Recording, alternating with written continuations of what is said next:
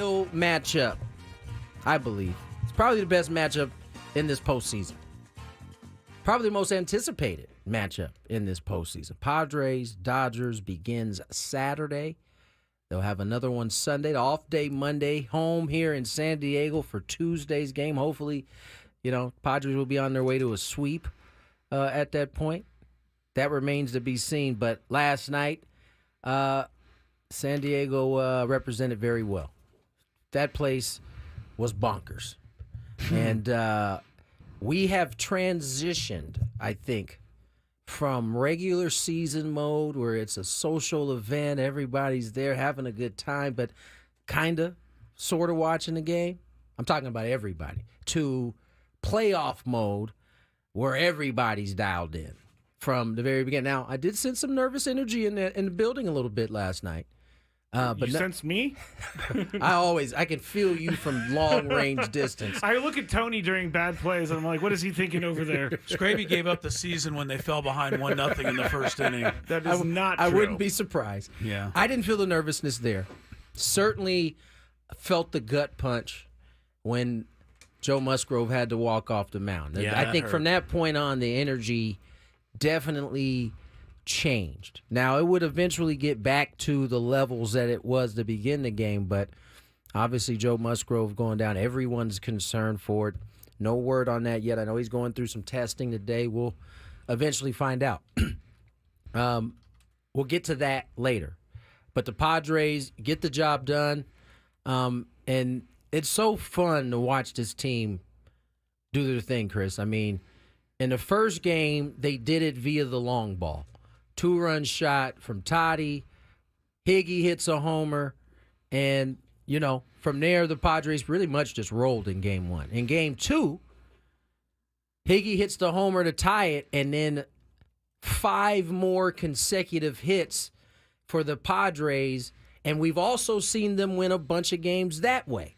And so you got a little bit of everything.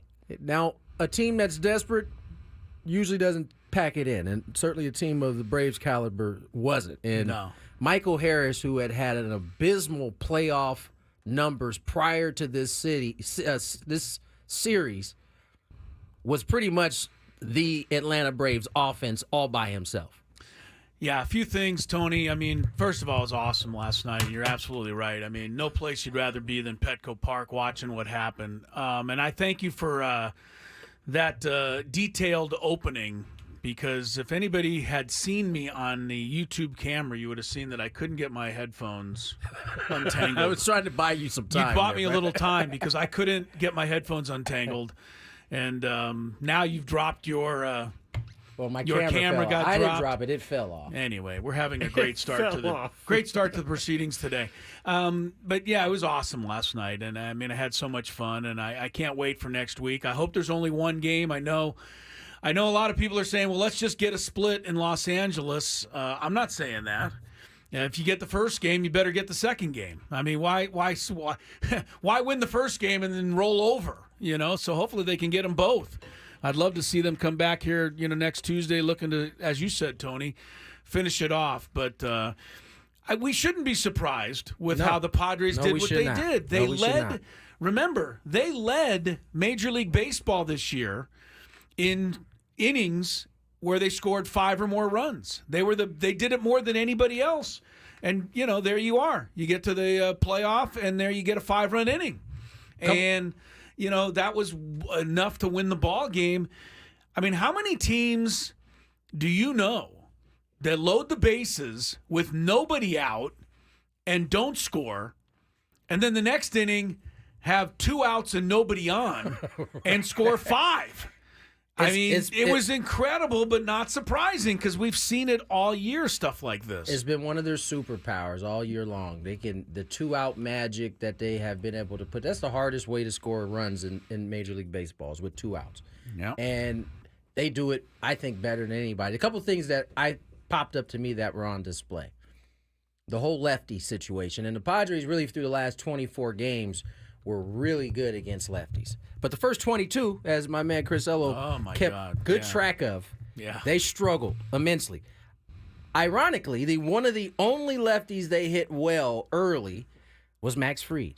And the second thing that was on display was the fact that this is a top-tier starter, and the Padres went to work on him. Yeah, I don't think they have to be, scared of anybody moving forward. No. I don't think the Dodgers, and we're going to talk tons about the Dodgers. We got 48 hours before that series starts. But Jack Flaherty, Yamamoto are going to pitch the first 2 games. Could they shut you down? Sure. They're good. They're big league pitchers. Flaherty's an all-star type guy and has been in the past. But I don't think the Padres have to, be concerned. If they go out and do their thing, I think they can score runs against anybody. The biggest play of the game last night, as it turned out, and I don't think it got a lot of attention, but in my mind, Fernando's line drive in the first inning off the hip of Max Fried. Right cheek. Right cheek. Or left cheek, yeah. And his I left told Scott Miller was sitting next to me, and, Fried, they came out, and the trainer and everybody looked at him, and I told Scott Miller, and I'm no doctor, but we've all been hit by a line drive, if we played enough baseball. I said he may get through this inning, but the next inning, after he's gone and sat down for about 10 minutes, and now you try to get back up and go out on the mound in the second inning. And as it turned out, Brian Snitker basically said that Fried was hurt and left that game because he was injured, and Padres took full advantage. Manny Machado, I'm getting angry already because I know they're going to announce the Gold Glove voting at the end of the year, and somehow they're going to keep him from getting it. But if they can't give him that, can we give him some love? He was 1 for 17 against Fried in his career. He struck out the first time with the bases loaded and nobody out. I can't imagine any at bat more frustrating. And then he gets the big old knock there into the corner. And Jackson Merrill, once again, Tony. And it's right now you feel like you don't know who it's going to be. It's going to be somebody. It's somebody every night. The funny thing, I got down to the locker room, so I didn't see the last out, and so the second to last, whatever one that was hit to Merrill. The first out. That was the first out. I didn't see the first yeah. out. Right, yeah. And so it's funny. The first question, or one of the questions I asked him, was about his improved defense over the last month. And he said, "Did you see that play in the ninth inning?" No, but he started talking about the play, and the whole time I'm holding the mic to him like, what the hell is he talking about? Yeah, that man. is hilarious. I didn't He see scared the daylights out of all of us. Let me tell you something. So after we get done, after the festivities end, I went back upstairs and Jesse asked me if I saw the play, because me and him have been talking to him. I was like, over the last month, man, his route running, his first step, all have started to look a lot better. And so it had already been a conversation. So he asked me, did I see it? I was like, oh, that's what he was talking about. The whole time, Tony's like whole time searching. I was like, I don't remember you doing that at all. But nonetheless, Jackson is just phenomenal, man. Everybody is on this. That's what makes this team so fun to watch. Yeah. Kyle Higashioka, as my man Dylan Cease called him yesterday, the best 9-hole hitter in all of baseball. I would say. It's tough to argue at this point. It could be him. It could be Solano who hit in front. It could be Cronenworth.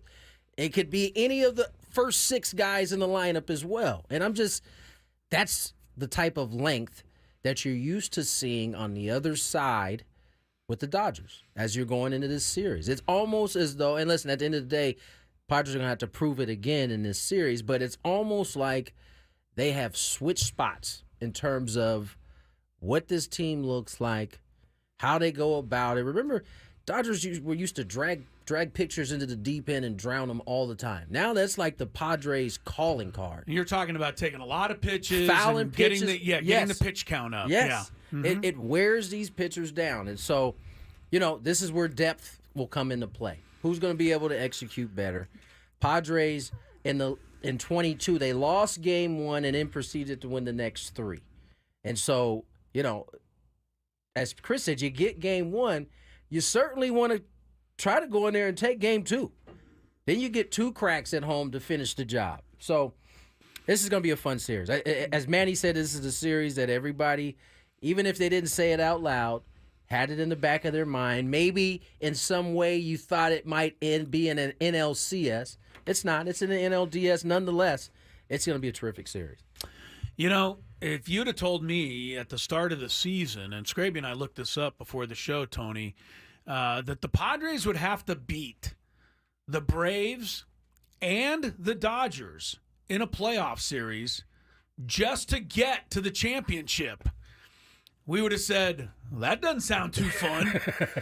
Because if you go back to the beginning of the season, the two teams that were clearly rated above all others in Major League Baseball, you look at all the preseason odds, all of the preseason stuff, the two major powerhouses coming into the season were the Braves and the Dodgers. Yep.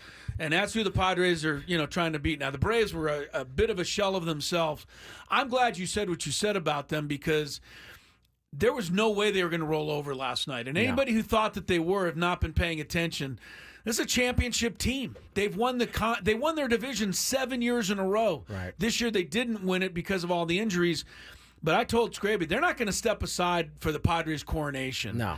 And they didn't, man. They played it all 27 outs was what I expected from them. And I think the Padres give them credit because I think that's exactly what they expected. When the Braves got right back in the game, Jason Adams, they had a meeting on the mound. I thought that was really interesting, Tony. Maybe you can touch on it a little bit. Harris hit the home run to make it 5-4, and there's no outs in the 8th inning. So you still need 6 outs to win the game. And before the next batter came up, every infielder and Higashioka all went to the mound. They had a little Ruben team came out there meeting too, I think. Did Ruben? I don't think Ruben came out. I'd have to go back and look at it. I thought Ruben didn't come out, but they all got together, and it was almost as if they said, all right, let's just, focus, get it done. And Jason Adams did what he normally does, got the next 3, and then Suarez got the last 3. But Jackson Merrill, you scared us. You scared us on that play. There was quite a few of people holding their breath on that. There was. And here's the funny thing that went through my mind, Tony. You didn't see it, but I bet you the same thing would have gone through your mind. This guy's played an exemplary center field for a guy playing it for the first time in his life. And I thought, oh, no. You mean the first time he's going to misjudge and run in and the ball's going to go over his head is going to happen now? You know what he said he thought he saw? Thank goodness he got back there. And I totally relate to this because this has happened to me in that stadium before. He thought that ball was chopped into the ground. Oh. Really? Yeah. Interesting. And so, there are certain spots on the field where there's, almost a blind spot when the pitcher throws and the hitter swings. And it just happened to me before where you think the ball hit the ground, like it was hitting to the ground first. You take a step up. You take that first 2 steps in as he did and then realize, oh, you know what? I gotta go back. Someone on the chat said on the replay, because I didn't get to see the replay, but his eyes are wide. The funny thing is, I looked at it on after when Jesse told me. I went back and looked on the research tool, and I saw it. And you can see his eyes that big from the regular, what was it, ESPN feed that they had.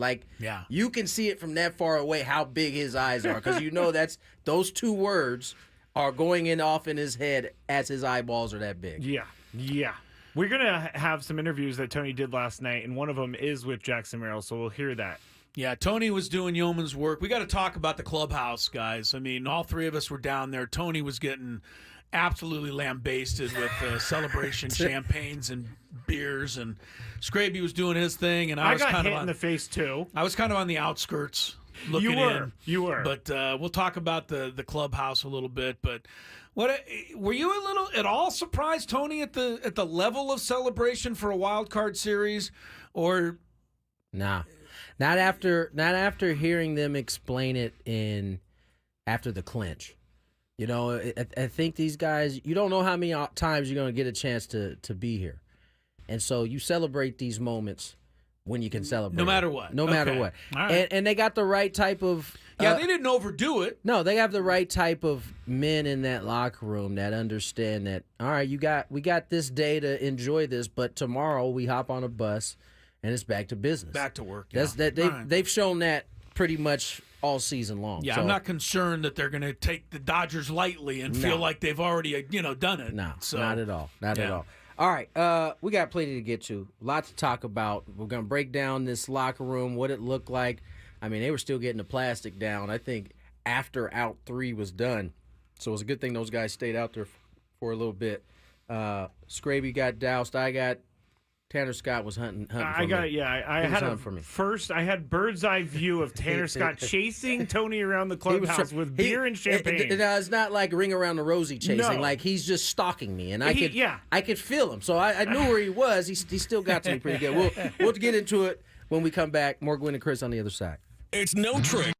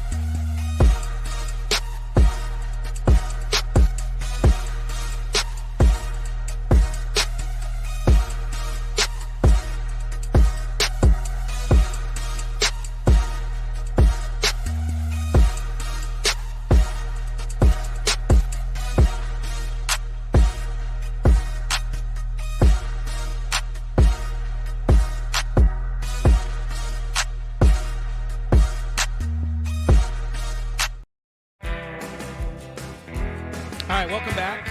Underway for a Thursday. Happy days in San Diego. Padres move on. Knocking off the Atlanta Braves 5-4 last night to take the series 2-0. Tonight, the Mets and Brewers will decide the other National League wild card series. They're obviously tied at 1. Game 3 in Milwaukee gets underway in about 90 minutes. That was an incredible game, too. Right, Jackson Chourio. The Brewers have their own Jackson. Their Jacksons are taking over baseball right now. No kidding. Chourio hits 2 homers, and then Garrett Mitchell puts his name in the Brewer annals with a 2-run homer to win that ball game.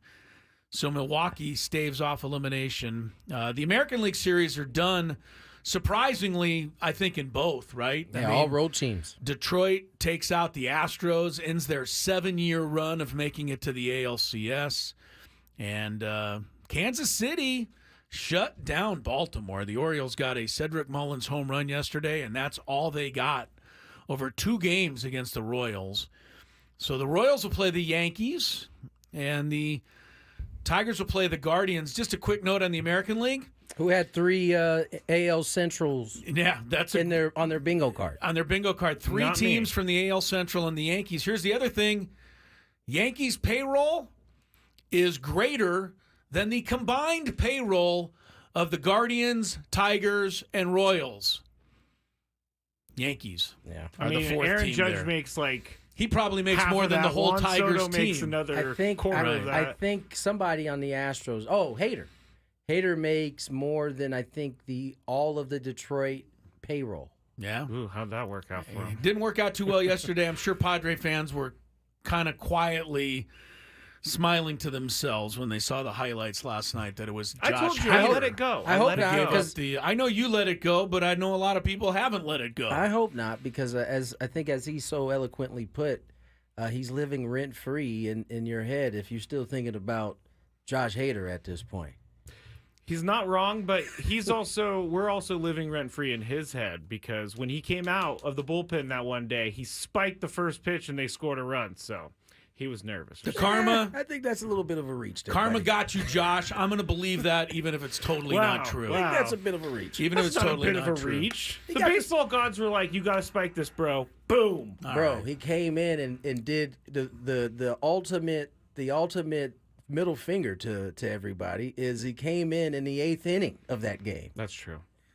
which he never did here. I Yeah, know. well, it turns You're out right. he was smart not to come in the 8th inning when You're he was right. here. You guys are All right. off. You guys We'll are leave off on this Josh one. alone. Clubhouse last night was a lot of fun. Tony did an amazing job. We're going to hear his interview with Jackson Merrill in a moment. The celebration was cool. I look forward to another one, hopefully next week, if and when they can beat the Dodgers. The picture that stands in my mind was at the very end when I was walking out.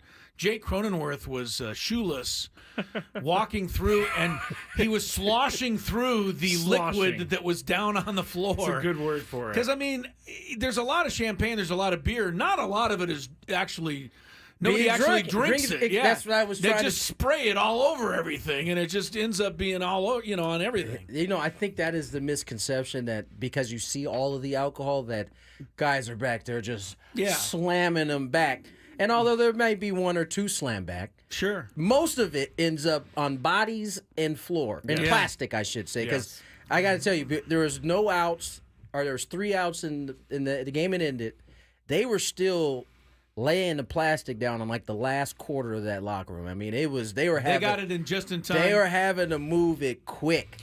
It's kind of darned if you do. I didn't want to It say is, the other it word. is. Darned if you don't, because if you put it up in the 8th inning and you blow the game, then you're really quickly taking all that down. And I hate to bring it up, San Diego is sensitive to having to yank plastic down. It's happened to almost everybody in the past. It's happened to them before. The worst team it ever happened to was the Red Sox in the '86 World Series when they were 2 outs away with a brutal. That's a 2-run World lead. Series having to pull it down. Yeah, 2-run lead to win the World Series at New York against the Mets, and they had to race in there when the Mets scored 3 in the bottom of the 9th, and remove all that stuff before the Red Sox got back in the clubhouse to realize just how close they had been. It's like, how much of a terrible reminder that would be if you walked in after losing that game and their plastic is still up and they're just now starting to take it down.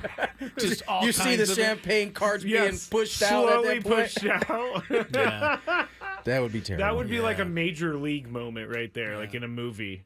Well, if you want to get some ideas, I know we all posted videos last night down in the clubhouse. You get a little feel for what it was like in there. But Tony was in full garb. He was decked out with he had his own plastic on. He had his goggles on. And he was interviewing everybody, including Jackson Merrill. Jackson Merrill, I mean, at this point, nothing you do seems to surprise us. Video, it's playing right now. That's your cue, buddy. It's playing right now. Apparently not. Not to anybody else. So much. I'm here with the. Synced up Yeah. there, I was so ready to go. It was a great attempt.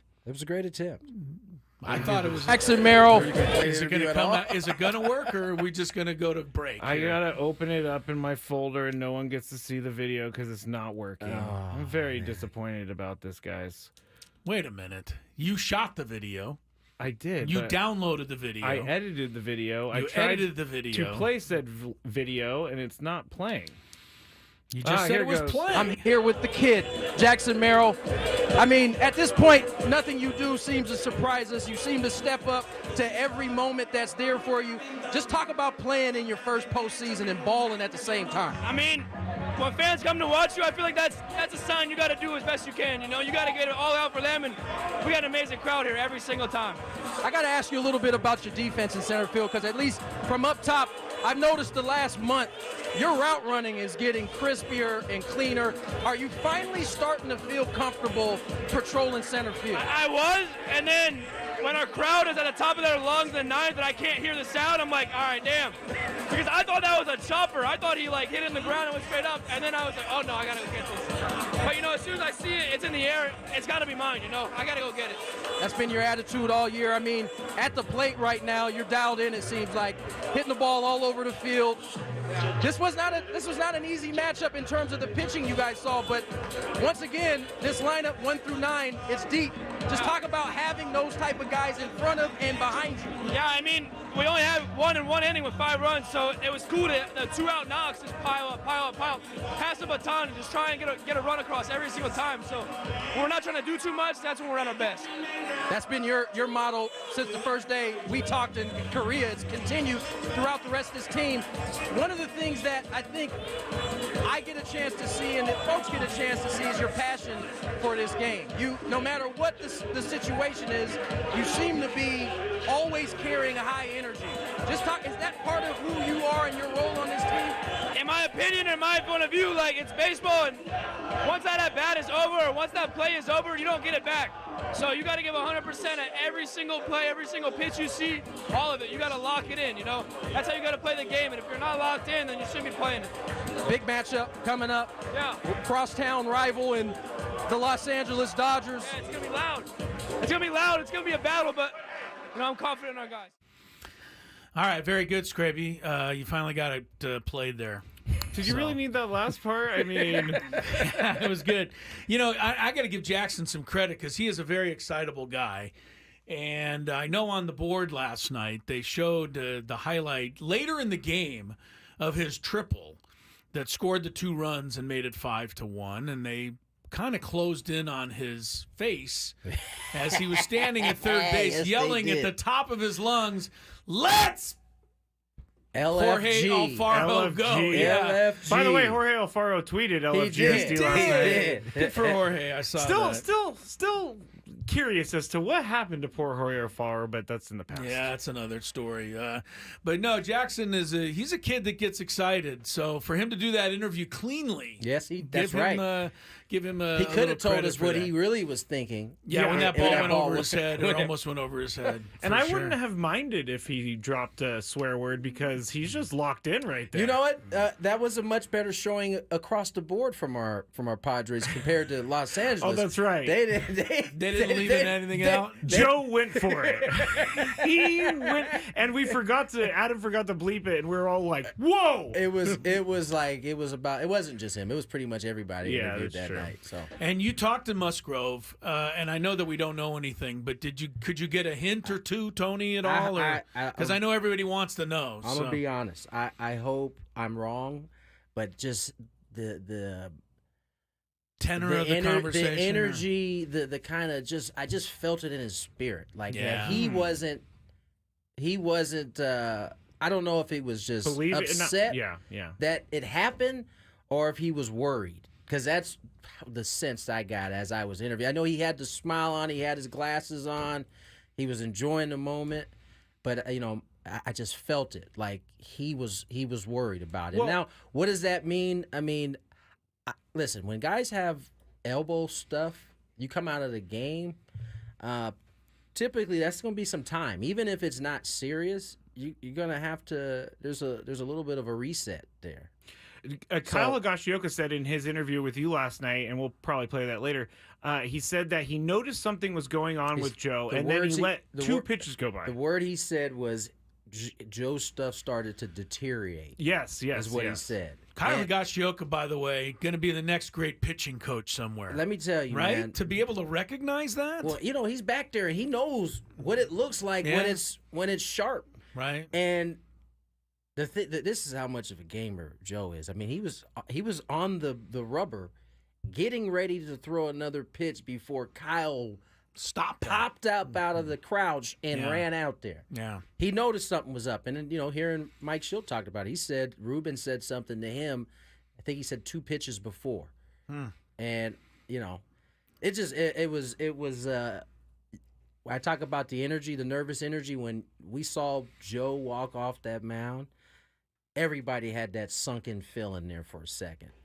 I have the interview. I think we should listen to what You want to wait till we get to the other side?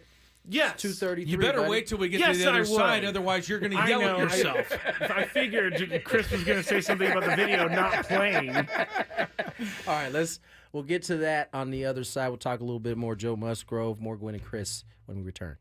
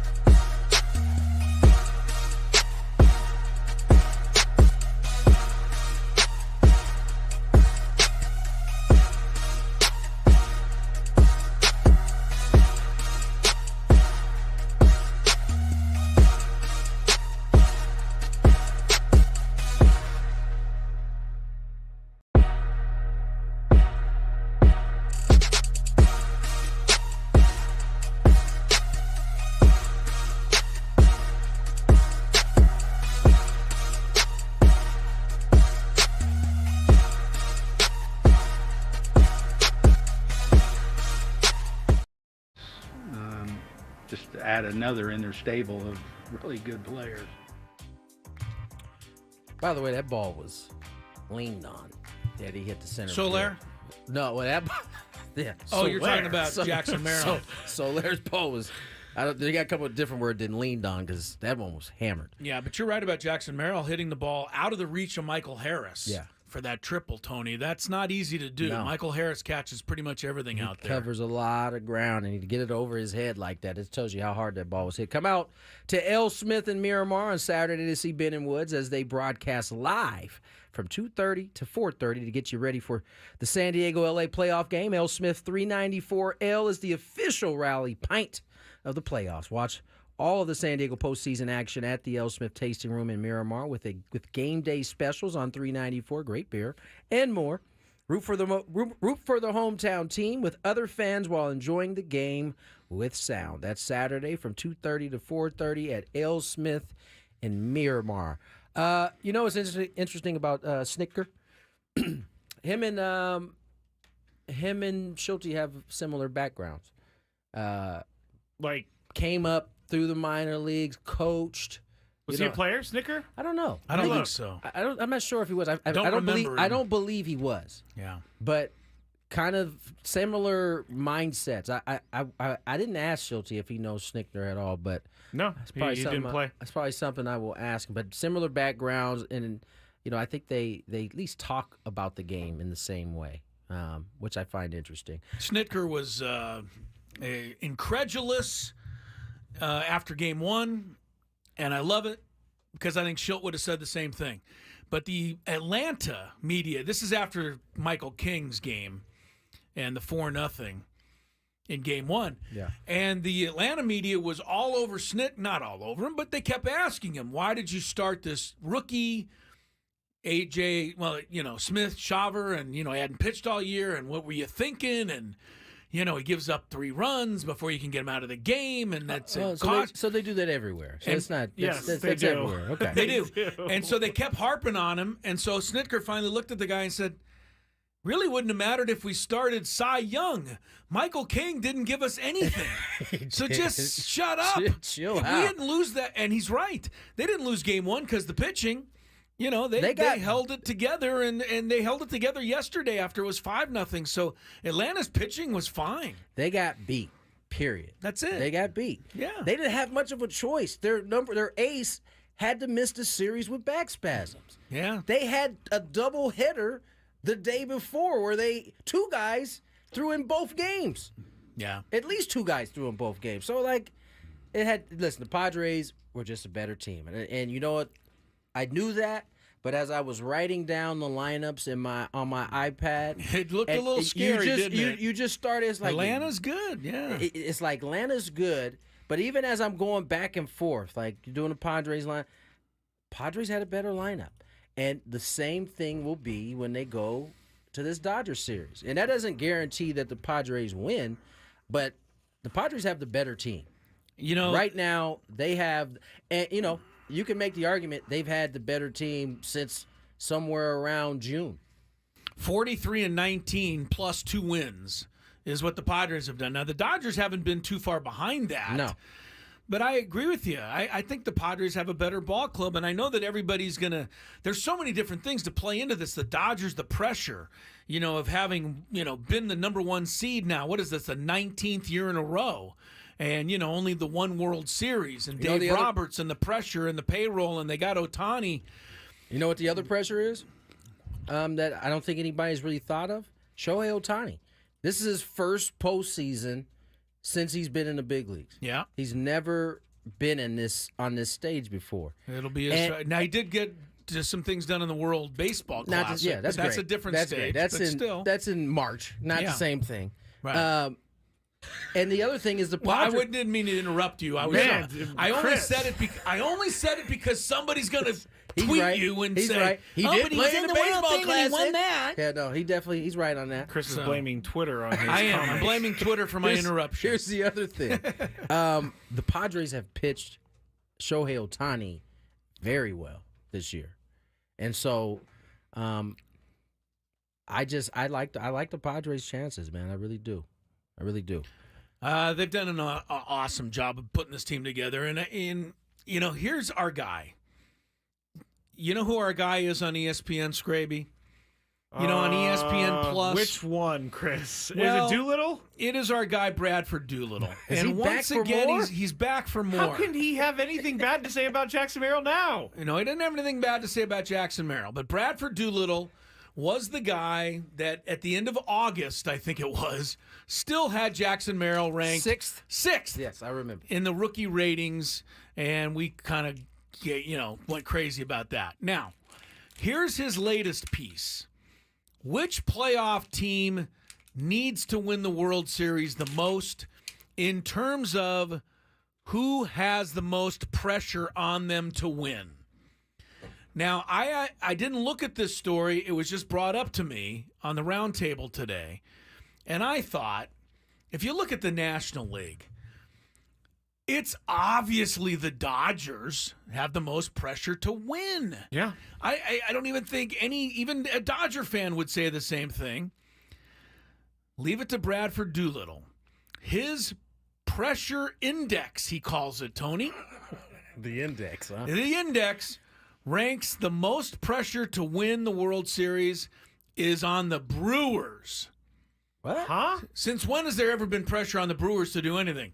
Second most pressure is on the Padres. Huh? I don't even understand where he comes up with this. Now, I'll read what he wrote. He said the Padres are third behind Cleveland and Milwaukee in drought points, which means they've won no titles since the beginning of their existence, obviously. San Diego's knock-knock factor isn't as high as it feels like it should be given anyway. Sounds like a guy who pays attention to analytics is making his decisions off of made-up analytiks. He's basically trying to say that the Padres right now better take advantage of this window because it may close before it's too late, after this season. And I don't even necessarily agree with that. Padres have a lot of great players signed for long contracts. I would definitely say it's just crazy to me. He ranked the Dodgers as the sixth most pressure. that's because he must not ever have been to Los Angeles. Because I promise you, if somebody from LA reads that, they are emailing him right now. Yeah. Come on, Here's Bradford. the thing. I don't think he's completely wrong. I think of the teams left in the series, the Dodgers are far and ahead the most pressure to win. Okay. But the Padres are probably the second most pressure. All right. When you think about it, right? Well, why do you say that? Do you think the Padres, this is going to be it? Like they're going to lose a bunch of guys? No, not at all. Okay. I think they'll have a chance to get back, but you can't guarantee that. And so I think based on the expectation, even though the expectation is not as high as it was last year, I do think of the teams remaining, which you got nationally, you got the Padres, Dodgers, Brewers, Mets and Phillies. Mets or Phillies. Phillies have come up short here a couple of times recently. Yeah, and they've come up short. They've had a title in recent, far Somewhat more recent. Yeah, no, you're right. Than we have. Yeah. I can see. I'm not saying that he's spot on too. I'm just saying that I can understand the Padres being at 2, but I can't understand the Brewers being at 1. I don't get that. There's no pressure playing in Milwaukee. You played there. I mean, there's pressure on every team. Right. Don't get. I don't think that comparatively speaking. I don't think they're going to call into the radio shows and dog cuss everybody if they don't.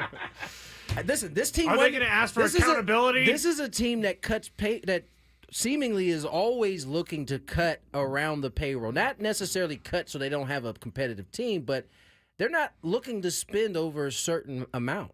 You know what I'm saying? Like, yeah, they typically lose their guys as they become free agents because they don't usually pay to bring them back. I mean, if you're talking about pressure right now, can there be any more pressure on any other one person in sports right now than Dave Roberts?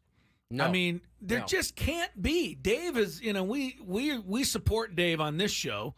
Because Tony knows him well. I've had a chance to meet him, and we really like him. And it's too bad he manages a team that we don't like. But I root for Dave, and I think he's done a great job overall.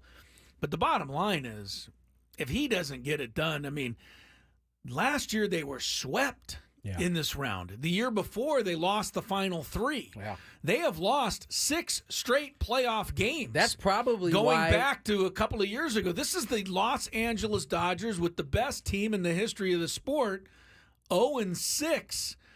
And I wonder if Dave Roberts, Tony, is going to have to. I don't know what. I don't follow the Dodgers closely enough, and I'm going to get to know them now. But in my mind, Dave Roberts, the thing that has hurt him as a manager in the playoffs is panicking. And what I mean by that is every single time it seems like one of his starting pitchers gets a couple guys on in the 3rd, 4th inning, they're out. And I don't know that he's got a good enough bullpen this time around to do this against the Padres. I don't know. Again, the Dodgers probably have a bunch of young arms that I haven't heard of yet that throw 105 miles an hour. But, you know, I think he's going to have to somewhat be patient even when the feeling for him is to, you know, react. I think that is short-sighted, and I'll tell you why. Okay. He was criticized the first 3 or 4 years for leaving his starters in too much. Okay. Kershaw being one of them. And then now he's kind of adjusted to the way that everybody else, and now he's bringing him too early. But your point is still correct. He has, I think, in terms of the managers, the most pressure of anybody. Can't even be close. It's not. Aaron Boone's got a lot because he's in New York. Take that back. So, you know what? I keep forgetting the Yankees are still in this. So I would still put teams like the Yankees, the Dodgers ahead of the Padres, maybe even the Phils from that standpoint. Everybody else, though, I think is underneath the Padres. Well, I think the Padres got a great chance, but I think their window's going to be open for a while. I agree with that.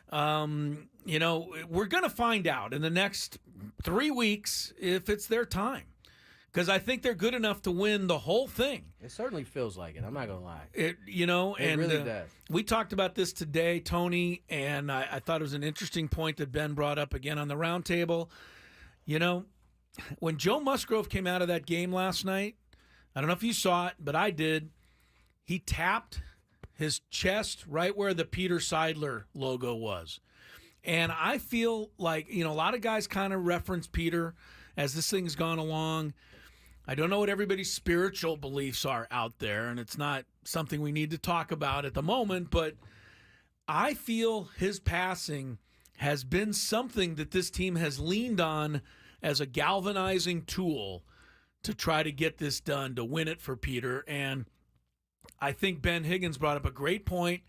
If they don't win it all, that's not because of Peter either. But I think it's something that the team kind of buys into, and every team needs a little something like that to lean on, Tony. Agree or no? No, I 100% agree. I think it's something that is not always spoken about amongst those guys, but they know what it is. It's certainly brought up in the speeches, in the 2 speeches I've heard afterwards from Mike Schilt. Mm-hmm. You know, I think that's something he talked about early in the season as well. So I don't think there's any doubt that these guys, a part of this is about playing for Peter Seidler. He had such an impact on a lot of those guys on the team that, I can 100% see that. Yeah. And it makes sense. But it doesn't guarantee anything, and I don't want to try to insinuate that. A lot of people who've owned teams and, you know, great people, baseball people, football people have passed, and their teams have tried to win one for the Gipper type of thing, and you don't always win it for the Gipper. You weren't here last week when after the triple play when I said you can't argue with me that wasn't some sort of Peter Seidler divine intervention. Yes, because it's never happened before to clinch a playoff spot. That was crazy. First time ever. Yeah. By the way, we forgot about Kyle Higashioka, guys. Were we supposed to go to him? Yeah, but we can go to him after this break if you guys want to. I didn't think we were. Oh, yeah, because he was going to talk about Joe. Yeah. That's what we were. Yeah. That's how we got to that. But you guys got into a good conversation. Bradford Doolittle bashing. Which is always a go-to when you have a long segment. You look up what Bradford's written Tony's recently. Like, we don't talk about him too much. When you're not here, we talk about him quite a bit. Apparently so. Do we have time for DeRosa? What he said? How long is that clip? It's a little bit longer. Yeah, we're headed to break. We'll play that when we get back. We'll play some audio when we get back. Yeah, I'm not the only one that thinks the Padres are the better team. We'll cover it on the other side. More Gwynn and Chris. More talk on Padres, Dodgers, and some Kyle Higashioka sound.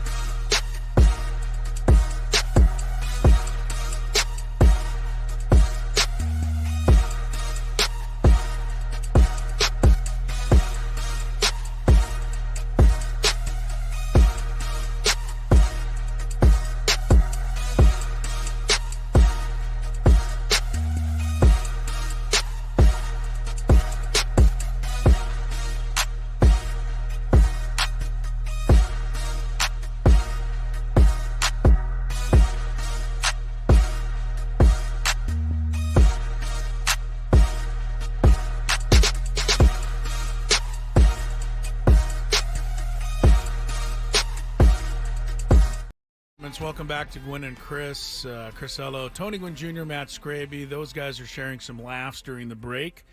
By the way, if you're on the video stream, you saw some great footage there of the Padres celebration in the clubhouse. So if you wanted to see what kind of some of that was all about, log on to our YouTube feed. Search Gwynn and Chris at YouTube or 97.3 The Fan. You can watch the show, watch the proceedings. We actually, with no baseball today, are headed to football this evening. We're going to have the Thursday night football game coming up in a little while between the Tampa Bay Buccaneers and the Atlanta Falcons. That doesn't work like the Raiders. What are you talking about? They're Pirates. The Falcons? Nah, dog. You don't have the same feel. That was... Wow, I just got atrocious. shot down for my Buccaneer. You should have been shot down for your Falcon move. Did you like the talons, though? The talons were better than your sound. You know, there was an owl in my backyard over the weekend, and that thing was scary. So, remember when I told you about the owl in the staircase and how they thought that the owl killed the woman instead of the guy? Remember that back in the day? Vaguely. Okay. I try to put most that. of your stories out of my remember mind, but I vaguely remember that one. So we'll have football at 4:30. We have a full 4-hour show tomorrow, so make sure you join us on what I believe tomorrow is Tony Gwynn Jr.'s birthday. It is. Tomorrow. So I made the big board yesterday. Did you see that? Oh, did you? Oh, this was amazing. I was sitting next to Annie Halbrin, and I look up at the big board. Sean Murphy's up, and it says... The fun facts. You know, they put the fun facts up there. Okay. It says, Sean Murphy shares a birthday with Tony Gwynn Jr., October 4th. I look at Annie, I go, that's the best reminder I could have ever gotten. Libra gang, right there. Libra? Yeah. Sean Murphy was on deck last night when Travis d'Arnaud popped out to end the series. And for the smoothness of wrapping up a series, a catcher catching a pop-up and falling over the first baseman wasn't exactly the glory. They were both calling for it. Yeah, They weren't Solano against had that. it. I'm glad Higashioka caught it because I don't know that Solano would have got it. Yeah, it no, would have been close. I think you're right. I think the other thing, dang, I lost my train of thought. The collision there or no? The collision. Oh, no, that's what I was going to say. The collision stood out to me mainly because Robert Suarez was having a clean inning, and it would have been just, the last thing we needed with an extra swing swing, right? He threw the fastball, which popped it up in the air, which made Higashioka trip, and he fell, and he dropped the ball. Right. You would have blamed him. I was definitely happy. He came out, had a clean one. He's back. Some of the guys who were supposed to replace him. I think Jason gave up the 2-run shot. Oh, Jason, don't ever do that to me again. I'm going to have a word with him. Or if I probably won't get a chance to have a word with him. So, Tony, when they win the World Series, have a word with him and tell him that You almost jinxed him? I did. I went on yesterday and I said there's nobody I'd feel more comfortable with on the mound than Jason Adam. Did he lose the game? He No, didn't, but so you didn't jinx him. I didn't totally jinx him, but the tweets came flying in after that 2-run homer. Leave it to Twitter. Leave it to Twitter to blame me for that 2-run homer that Jason Adam gave up. But Which are you ready first for? Mark DeRosa talking about the Padres? What's wrong, Tony? You just getting right to it, huh? We can't forget it a second segment in a row. I'm making executive decision. Chris, which would you like to do first? Kyle Higashioka or Mark DeRosa on why he loves the Padres? I like Mark DeRosa. All right, Mark DeRosa. From MLB Network, manager of Team USA in the World Baseball Classic, Mark DeRosa. Yes, that guy. I'm hoping that this works because I set it all up. Here we go. The Padres are completely complete. They have it all. They have it all. Check. They really don't down have. the line. And I could argue, had Arizona not walked into Citizens Bank last year and won both games 6 and 7, I would say that's the toughest place to go into. But if the Snakes can roll in there and get those W's, then I can't put them one. I almost feel like that might be the toughest environment. People will argue it's the new Yankee Stadium is not the old Yankee Stadium. Agreed. That place is on top of you right now. It is. I want to just get a couple takeaways from last night. Certainly, I think the depth of what A.J. Preller's done with his roster, you hate to see Joe Musgrove go down. but they can cover it. They're going to have Cease ready for L.A., Darvish ready. He just goes on to kind of preview everything for the next So he was minutes. not only just loving the Padres, but the environment at Petco Park. I'm telling you, it's not the same as it. And listen, it was lit during the regular season.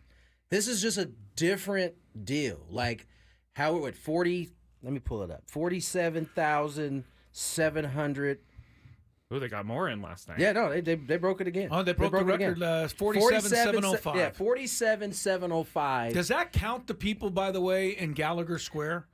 Because It there's another has to. 5,000 people It out has there to. somehow. It I don't know has how to. they all jam their way in out there. It has to. And Incredible. I'll say that all 47,705 are like dialed in.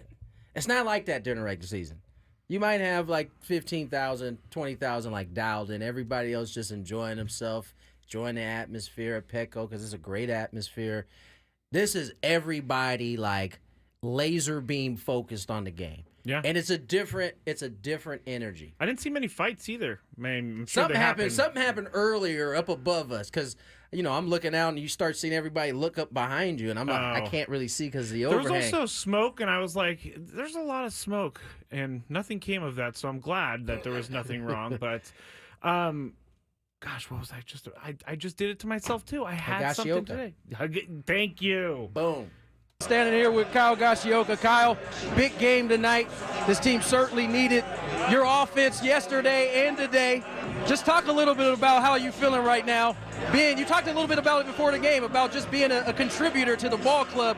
You did that in a major way tonight. I mean, I'm just trying to put together, decent at-bats and not trying to do too much at the plate and, choking up a little bit just to make sure that I don't try to get too big. But, luckily I caught a couple on the barrel, but I think it's just, I'm just glad to be helping the team win. With all due respect, I don't think any of this is luck after watching a full season of it. I mean, you and I talked early in the year. You talked a little bit about a golf adjustment that you made, and it seemingly has got you locked in through the rest of the year. How have you been able to maintain that throughout the course of the season into the playoffs? Yeah, I mean, I had a few good months in the middle, and then late in the season, I was kind of struggling a little bit, and I think that last series against the Dodgers, I really was able to kind of lock back in and start feeling good going into the playoffs, which is when it counts. I think you might have had the biggest catch of the night when you saw Joe out there not looking right. He got back on that bump and was getting ready to throw another pitch. You ran out there immediately. You noticed something was going on with him. Just talk about what you saw from your standpoint that had you go out there in the first place. Yeah, I mean, his stuff started to deteriorate a little bit, and I could see it in his face. He was struggling. I probably should have gone out there a pitch or two earlier, but I think we were both hoping he could just get through that hitter and get out of the inning, but I couldn't let it go on any longer. Well, you guys got another big series coming up here against Los Angeles.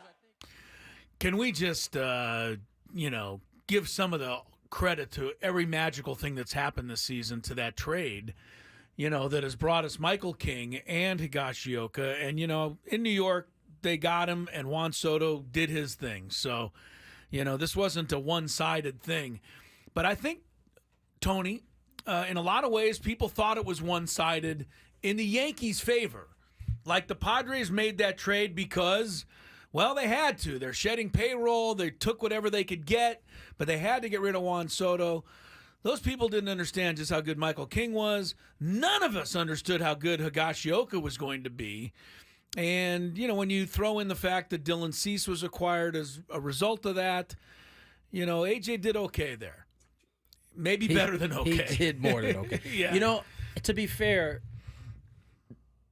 the trade, the way it was set up was it had to be a wait and see for everybody. It was easy to crown the Yankees the winner of that trade initially because the big leaguers that were being exchanged, it was one-sided. Right. Juan Soto is Juan Soto. Yeah. But the idea, the reason why AJ was comfortable with it is that his part of his job and his team's job is to kind of be able to forecast the future. And they thought what they were going to see in the future. I don't know if they thought they were going to get what they got from King in terms of top 5 ERA, pitching the amount of innings he didn't miss a start that I can remember. Yeah. I don't think they could have anticipated that, but they thought they were getting quality talent. I have no doubt that there was a part of AJ that knew that he might be able to flip somebody and get somebody different out there at some point, which he did for Cease. But to be fair, as I was saying, it was hard for anybody not to say the Yankees won it. But now, you get through a full season of 2024, this might be the best win-win trade I can remember in quite some time, where both teams... Right, the Yankees wouldn't give Soto back right Heck now. no, they wouldn't give Soto back. So I think this is probably one of the few cases where both teams not only win, but win big. And feel good about it. And feel great about it. Yeah. That just doesn't happen very often. And the main reason is the reason you and I hate to talk about prospects so much is because they typically don't end up being equal value or better than what you gave up. The catch in this one is that Michael King wasn't necessarily a prospect at this point. He had already graduated to the big leagues along with Higashioka. So it's been a win-win across. I would say maybe the Yankees, in my mind, come out a little bit behind because they have to re-sign Juan Soto. He's a free agent, and they're going to have to open the checkbook for $50 million. They knew that before they traded. That was the deal. So they knew that was going to happen. And I wonder if they'll be able to afford him. I mean, I'm reading stuff that they are going to be able to afford it, but the ownership might not want to pay them that. Here's the thing. I mean, once players start meeting with actual owner, I think Steinbrenner and Soto met, and they were goo-goo-gagging over each other. I think the man's going to get his money. Are you sure they were goo-goo-gagging? It's like that meme of Wolverine holding a picture or whatever. Yes. That's Steinbrenner holding a picture of Juan Soto. So, it's win-win for both sides. Yeah, no doubt about it. If you Padre fans are wondering, I was at Yankee Stadium last Sunday as part of my, trip across the world. Around the world in 80 days. A couple of things happened. I walked into the stadium and no more. I was only there for less than a minute and came upon a Tony Gwynn 19 jersey, which I thought was awesome. And did you talk to that person? I did. Of course I did. My wife went up to him and said, "Oh yeah, my husband works with his son," and he was like, "What? Who's this crazy lady?" She was all excited to tell him, "Oh yeah, we know Tony Gwynn and his son, and my husband works. Do you listen to the station?" And the guy was like being bombarded. He was like looking all around. I just said, "Can you turn around? I want to take your picture to send us, back home." So. But that's funny. But they did. There was some announcement made about Juan Soto. He wasn't in the lineup that day, the final game of the season. But I did give him a boo just for my own good. Trent Grisham went deep in that game. First inning, Trent Grisham hits a home run. I'm like, oh my goodness, this is crazy. Yeah, so you're his good luck charm. Yeah, Trent should have me come out more often. But I couldn't help but think when I was there at Yankee Stadium that maybe we'll be back. And it's a possibility. Obviously, is there. We're a long way from that, but it was certainly in my mind. Padres better make a spot on the plane for me when they're heading to the World Series. I'm going ahead and tell you right. I'm just telling you right now. They're not making a spot on the team players think I'm cool. They're like, "What's up, bro?" I think they all think you're cool like we do, but I don't. I don't think. But they're not gonna. They certainly aren't going to fight for you to get a spot on the plane. I know, I believe that. You don't think Fernando's going to fight for me? No, I don't think so. He's like, this kid's just going to look at my abs the entire time. Even though I'm like 15 years older than him. Do you care to be reveal a little bit more about that story? What about Well, how Tony's interviewing Fernando after the game, and you're staring at the guy's abs. I wasn't staring at his abs. I can't take you anywhere. I was doing video of Tony's interview, and you cannot help but look at his abs. They are like I was telling the guys before the show because I know that I said this on Andy. We didn't want to hear. Like that. Like I'm a guy who's never been in that sort of shape. I have wanted to be in that sort of So it's shape more for of an my admiration entire type deal. Oh yeah, Gotcha. oh yeah, it's more of an aberration type deal for sure. But Not hey, an I'm gonna peel back aberration. not an aberration. Now I'm gonna peel back the curtain even more and say Tony even looked at the abs because they were right there. I mean, come on, that's just I'm interviewing him. He's got his shirt off. I see his six pack. It's all good. He got one. Yeah. Back when I was 25, right? 25. He's 25 years of age. Oh, that helps. Man, I'm He's 14 years older than him. Yeah, so I mean, that's what life is like at 25. I will say though, changing Fast gears metabolism and good bodies. and working out every single day. Dog, it's what it is. Being a recovering alcoholic, I had a few questions about going into the clubhouse, and they asked me how I handled it because all the champagne and the beer and everything floating around. I told someone I got a straw and I got on the floor. No, the first moment I went in there, someone was spraying champagne. It hit me in the face, and it got near my mouth, and so I just rubbed my mouth. Is there any sense of panic No. in that? No, because I knew what I was going into, and I had already done this in 2022. I was more That's nervous right. in 2022. Were you nervous in 20? Because we never talked about No, this in I 22. was nervous in 2022 because I wasn't sure, but this time I knew I was going to be fine. But for anybody out there who thinks that you can't stop drinking, you can eventually get to the point where you're walking around and getting sprayed in the face with champagne, And not even you'll think be twice. okay. So thanks That's to everybody who cared enough to ask, honestly. Well done, Skraby. We'll take a break, check some traffic out there for you, and then a lot more Gwynn and Chris. We got a big five today. We got a Chris versus the fans. Tony and I will have our NFL pick'em. It's all coming up ahead of Thursday night football. Padres and Dodgers, not until Saturday, but fun to talk about, and we'll do more of that on 97.3 The Fan. From the 97.3 The Fan Traffic Center.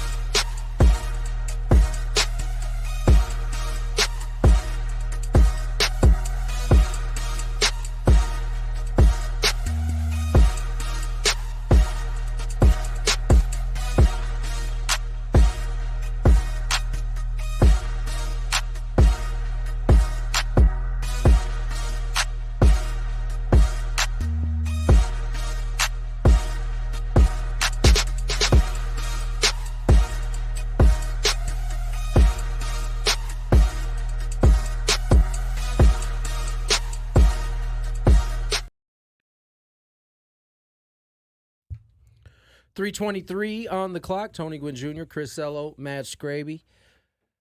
Padres enjoying an extra off day because they took care of business. Clean sweep of the Atlanta Braves. They'll face the Los Angeles Dodgers beginning Saturday, followed by a Sunday game.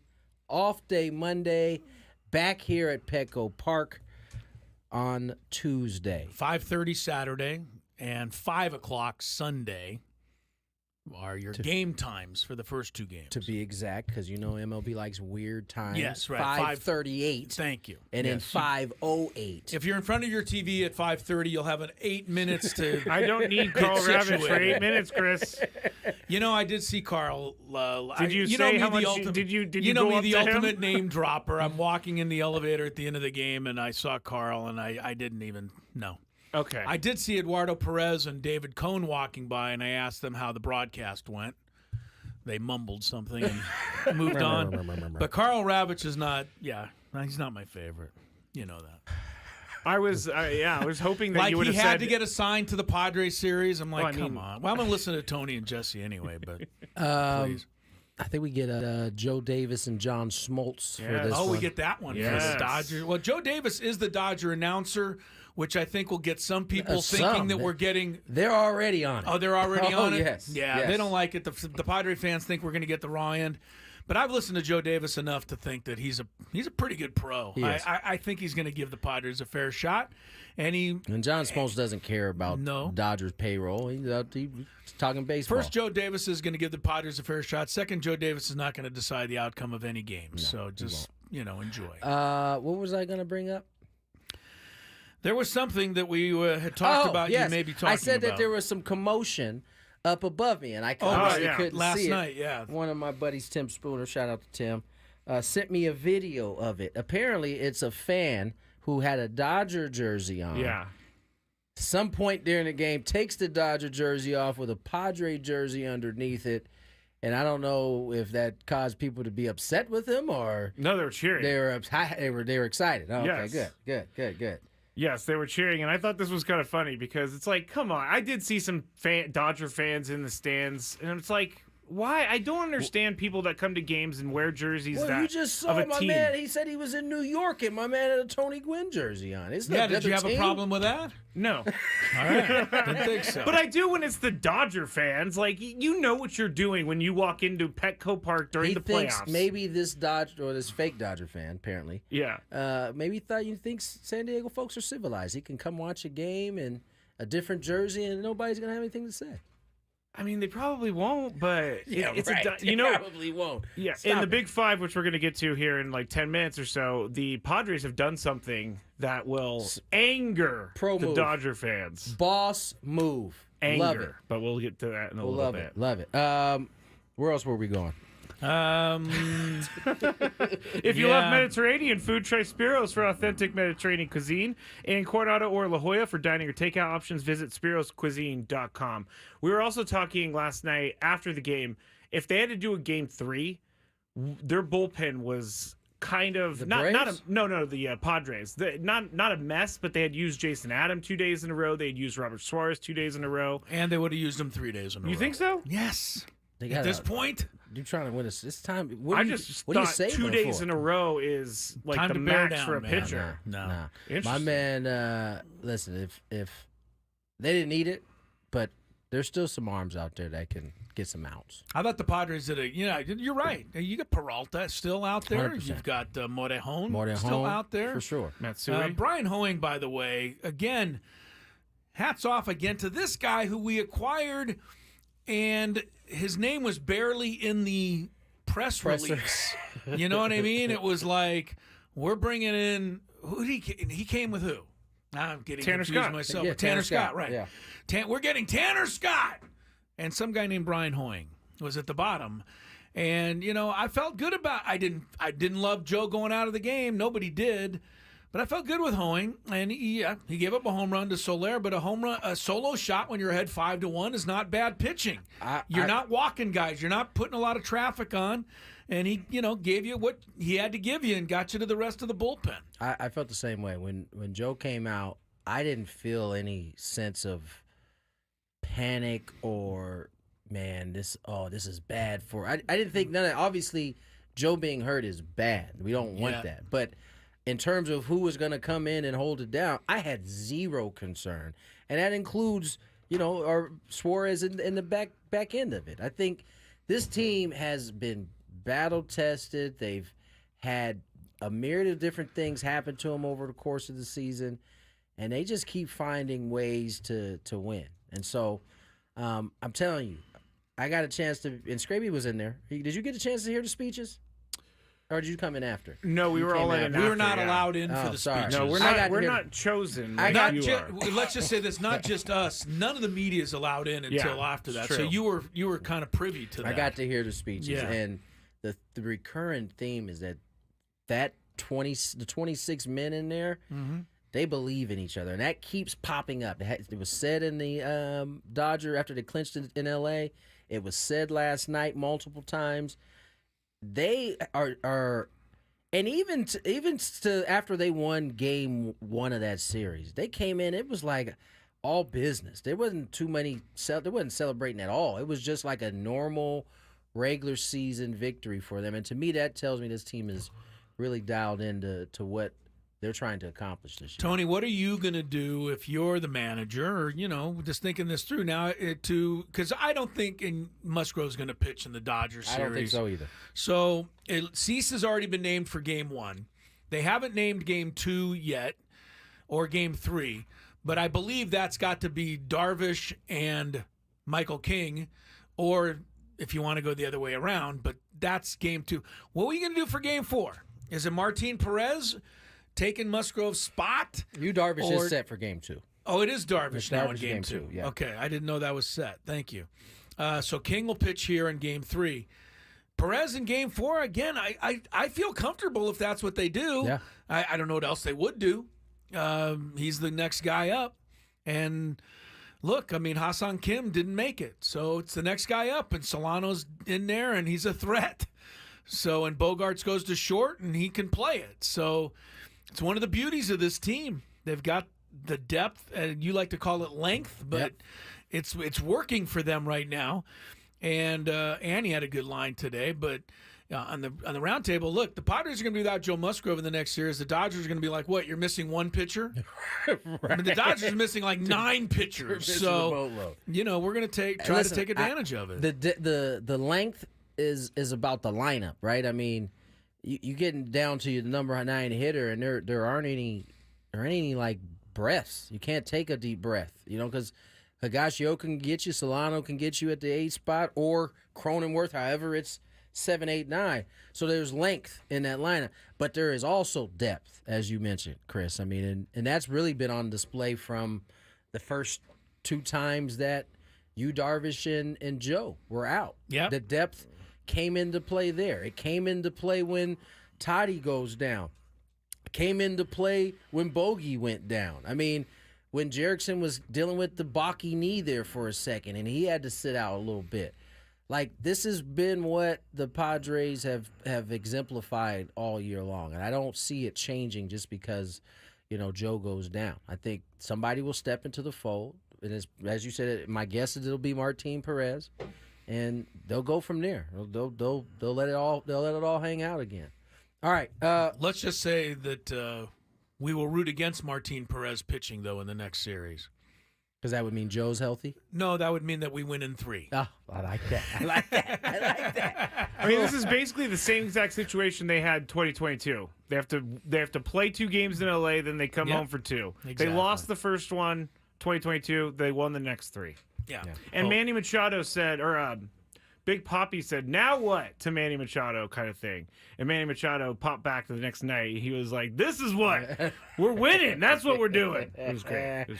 All right, let's get to break. On the other side, we've got the Big 5. More Gwynn and Chris on the other side.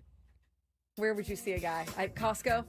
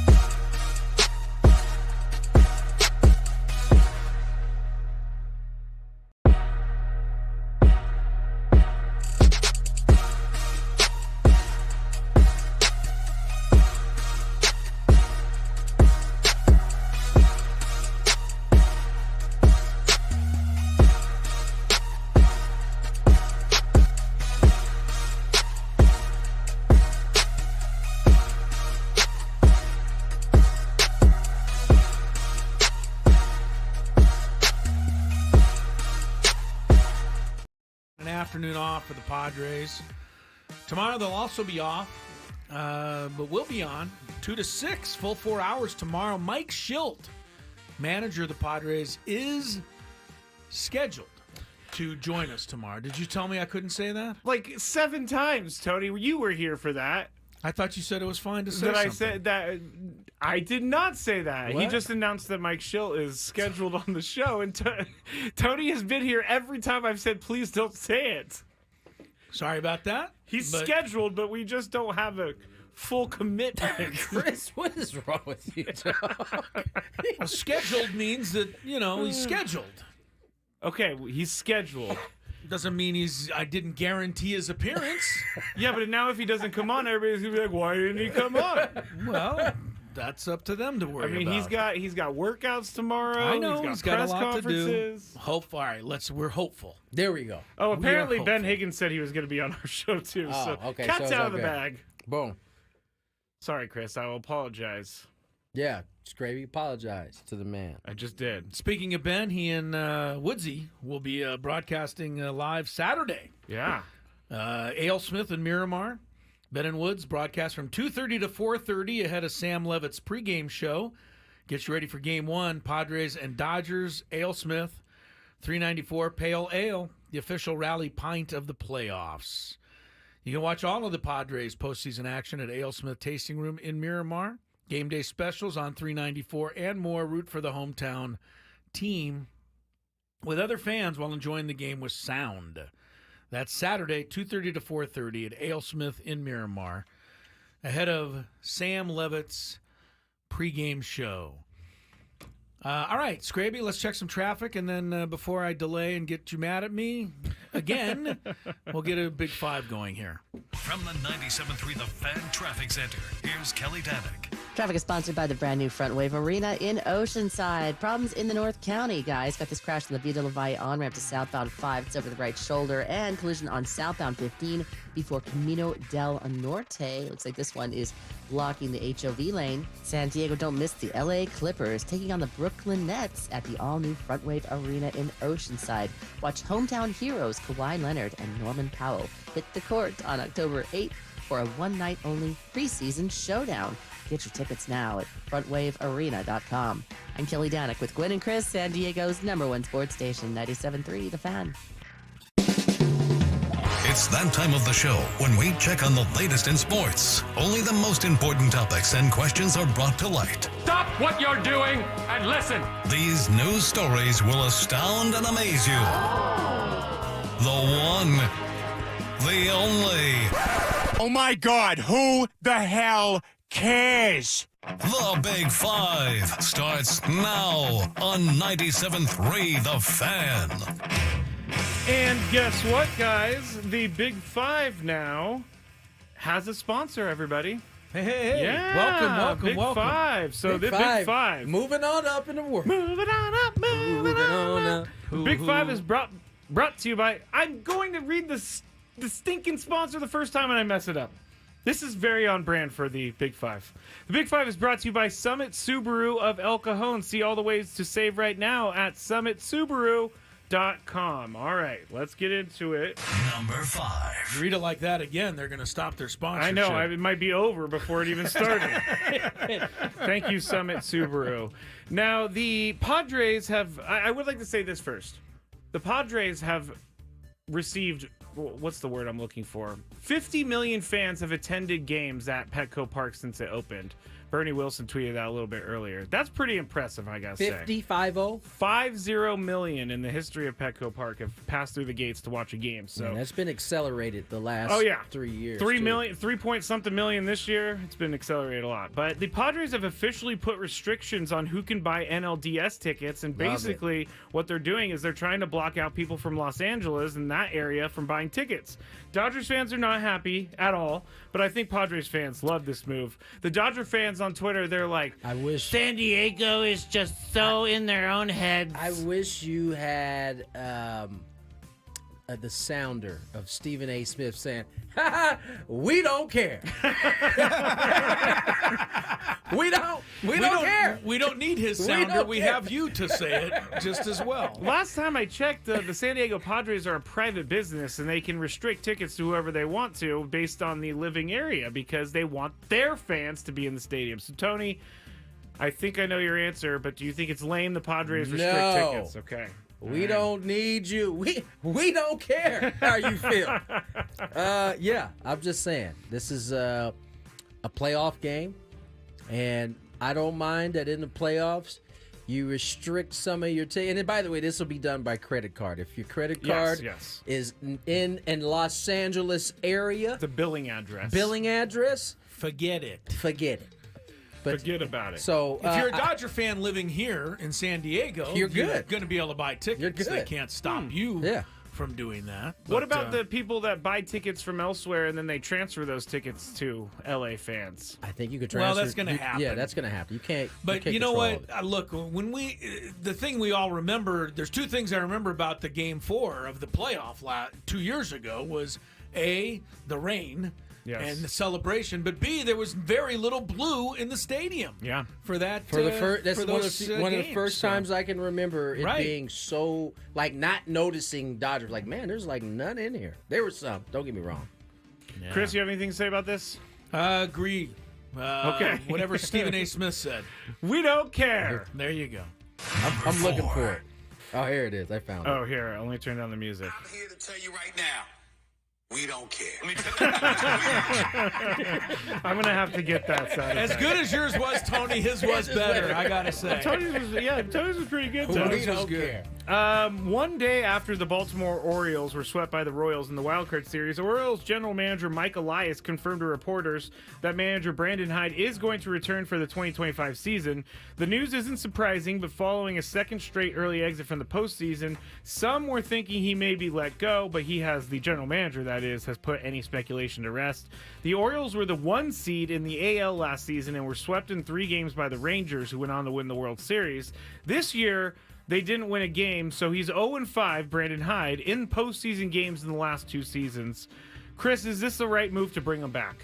Absolutely. He's doing a tremendous job, and the Orioles are still on the build. They've hit this hiccup, but sports is littered with stories of franchises that can't win the big one, can't win in the playoffs. Guys that, these guys are chokers. They never can do it, and then until they do it. And then all of a sudden they're the world champs, and everybody goes, oh, the Orioles, yeah, we should have seen it coming. Right. I think Brandon Hyde's doing a fine job. 0-5 is going to keep him up at nights, but I think the Orioles would be silly to change course right now. Did you say Phillies? Never mind. No. Sorry about that. I didn't hear I had Phillies. a brain malfunction. Clearly. Tony, is this the right move to bring Brandon Hyde back? Can you trade that? Can you tape that? I had a brain malfunction. Sure. Put that in with all of your other ones. Sure. I don't know what happened to what was the one thing? No, we can't even bring it up, Chris. We can't What bring is it up. with you bringing up stuff that we're not supposed to talk about on the radio? I assume you're asking me the same question? Yes, is it the right move to bring Brandon Hyde back? Absolutely. Brandon Hyde's done a terrific job on the team, and it's a young team with virtually no experience in the postseason except the experience that they all got for the first time last year. And so, I think this is part of the kind of bumps and bruises you got to have before you get over the hump. It's very rare that you're in a Derek Jeter situation when you walk into the big league club and you just are winning just every year. That just doesn't happen. Phil Jackson kept losing to the Pistons. Right. We're pretty smart to stay with him. It's a kind of part of the deal. So yeah, I think Brandon Hyde deserved to stay for sure. All right. Number 3. Buster Posey is the new president of baseball operations for the San Francisco Giants, and I don't Did know I why not call that before I left? I think. Did you? I called it too. All right, we all called it then. No, you probably... I thought the day we had the story about Farhad, whatever, messing up and were you still here for?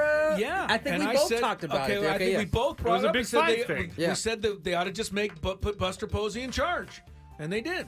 I figured that was what's going to happen. I mean, the guy is a Giants legend. Anyway, he's now the president of baseball operations, and former Giant JT Snow asked Posey to hire him on KMBR, the San Francisco radio station, but he also talked about Blake Snell, JT Snow did, and said, quote, I wouldn't sign him. I would spend that money and go get a couple other pitchers that maybe could take me into the 6th and 7th inning.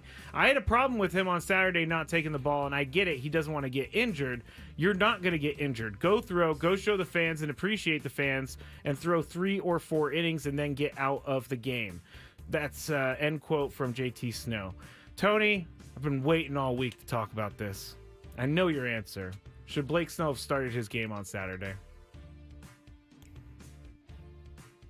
I mean, from his standpoint, I understand why he didn't. As a team, it's this kind of falls in the same line as Josh Hader. Mm-hmm. You know what I'm saying? Like, as a teammate, it's tough to respect. You know what I'm saying? Guys will get over it. It's not like they're gonna move on, because it'll be a new season next year, and they'll have a chance to maybe kind of come at that at a different way. Although he did say that he would have pitched had it been, who were they playing? They were playing, I believe, the Cardinals. Had the game had some type of implication, he said he would have pitched. He did. But I'm sorry. Thank you, Blake. What? Sorry, never mind. Skraby's letting you know his opinion. His feelings about it. Yes, okay. yes. I think he probably should have taken the ball, but I understand why he didn't. Team game didn't mean anything. He's about to enter free agency after a disappointing one last year, so I get it. But I also get where JT Snow's coming from. Chris? I'd have liked to see him pitch. Yeah. I mean, I love Blake, and I hope that he somehow finds and zigs and zags his way back here, because he was a lot of fun to be around. He's a hell of a pitcher, but I think if he had to do it, I think he's going to look back maybe one day say, I probably should have just pitched that game. All right. JT Snow is like, I've never heard someone lobby for a job on the air before, but he did lobby for a job. I mean, they kind of sort of crossed paths. Like, JT Snow was obviously a player before Buster, but I read this whole thing. It's going to be interesting how they put this together. Is JT doing radio up there? Is that what he's doing? No, he was just on one of the shows. Oh, okay. Kind of, yeah, just, I guess. So he's auditioning Tolbert and for Copeland. Okay. Yeah. But he thinks that Buster Posey has the right idea of looking with their eyeballs and not with analytics. So they're going to go back to the Giants' roots. I don't know if JT's going to get a job if he got that mindset. You got to be able to do both in today's game. That's true. All right. Number 2. The Astros were eliminated from the postseason yesterday. This will be the first time in 7 seasons in 8 seasons, I'm sorry, the Astros will not be in the ALCS. Jose Altuve hugged Alex Bregman in the aftermath of the sudden elimination and assured his longtime teammate, who is a pending free agent, quote, "You're coming back. We're not going to be the same organization without him," talking about Bregman. "In my mind, there's not a chance this is the last one." Chris, should the Astros bring Bregman back? Not because of what he's done for them. Even though you'd like in a perfect world that to be the case, where you say, hey, you've been so great for us for all these years. Even though we think we can do better, we have a younger player, we're going to just go ahead and give you another $30 million because you're a hell of a dude. That's not how it works. So should they bring him back if that's what they deem is the best for them? That's got to be my answer. All right. I think Jose Altuve is telling them what's best for them. Well, he is. And by the way, when they hugged, Bregman crushed Altuve's microphone. Don't take my shirt off. Don't take my shirt off. Hey. Tony, do you think the Astros need to bring Bregman back? Yes, they do. This is one of those, Astros had lost somebody seemingly every year in free agency for a little bit. Springer, Cole, they lost Verlander briefly. He came back. Like, they've been chipping Correa. They've been chipping away at this dynasty. I think this one would be the one that breaks the camel's back, so to speak. Losing Bregman, who is him, and it's him and Altuve at this point that have been the dudes there from the beginning of this. I think this would be the move that finally breaks the Astros. They got tremendous pitching, but he's certainly a part of the fabric and why they're as good as they are. It's difficult to replace him. I think they got to bring him back, but I don't think they will. A lot of the Astros blogs don't think so either, because he's going to command a lot of money.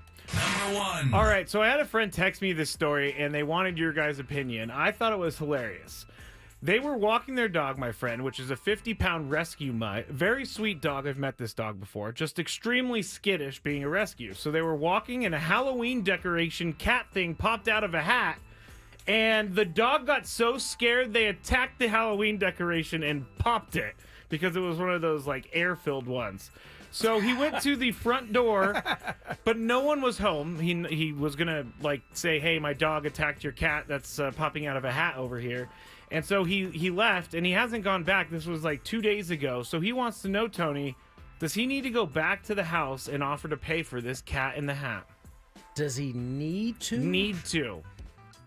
Is he get bad karma points for not? I guess it depends on the type of individual this said person is, your buddy. They went once, and they haven't been back. Well, they went once because they were there already.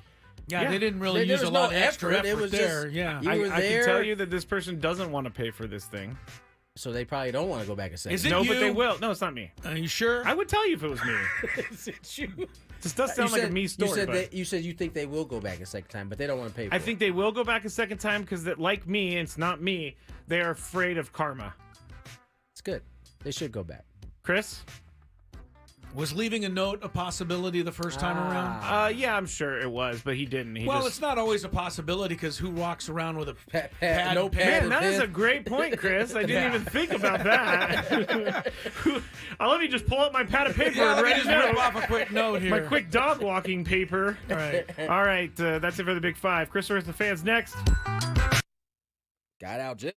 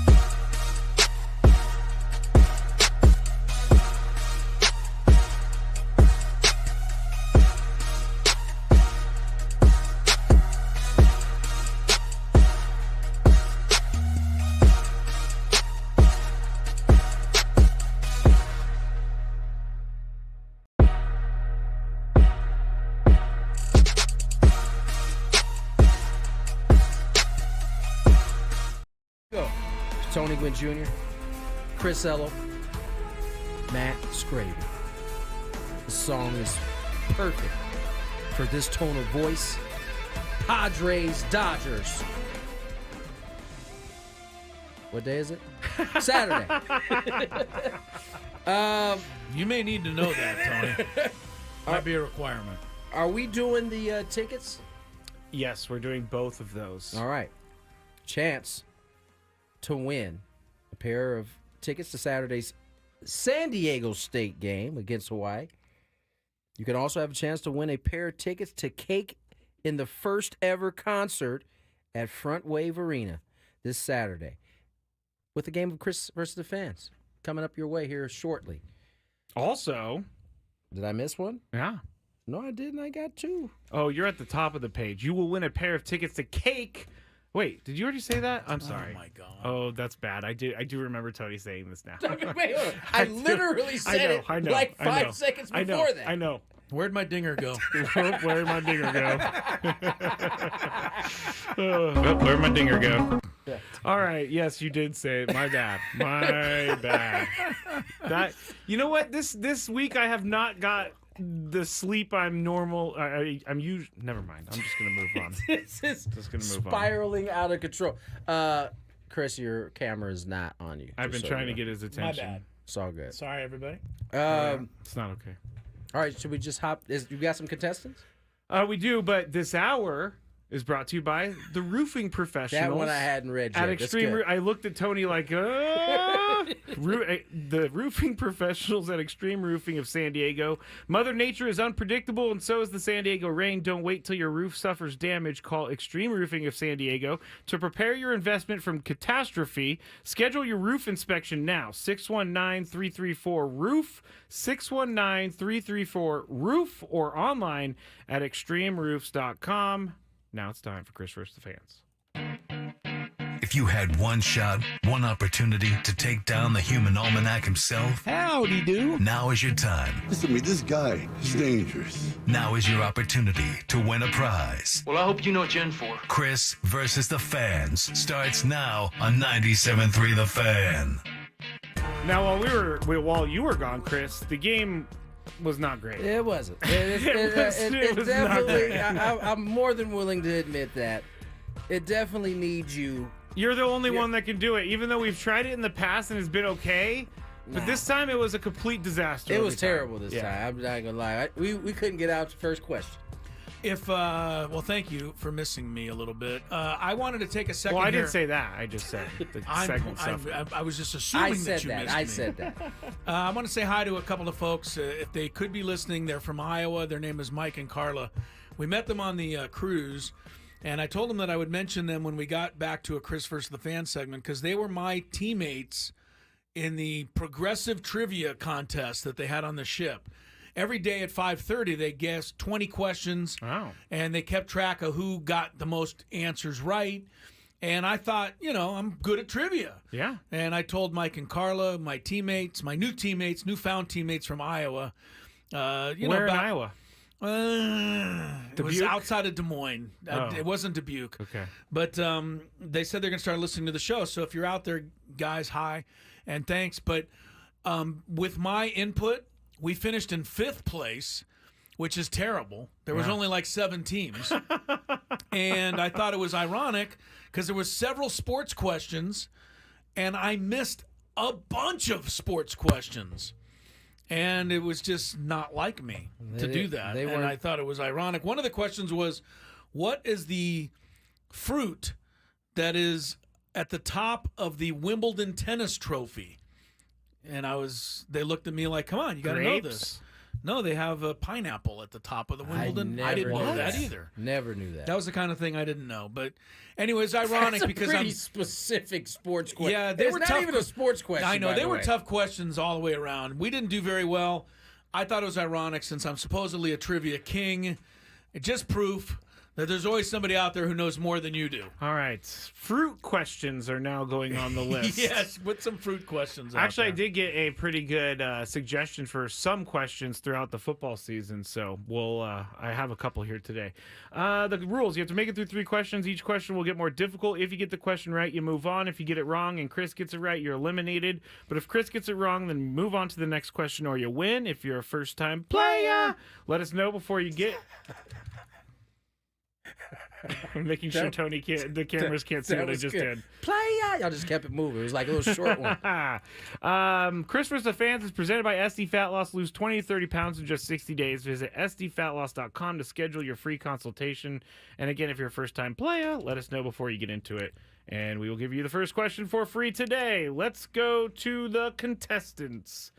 Let's start with Alex in Cardiff. Hello, Alex. Good afternoon, guys. Hello, Good afternoon. Alex. Are you ready to play, sir? I'm ready to play. All right, here we go. Thank you. All right. What is the term for a catcher throwing out a base-stealing runner?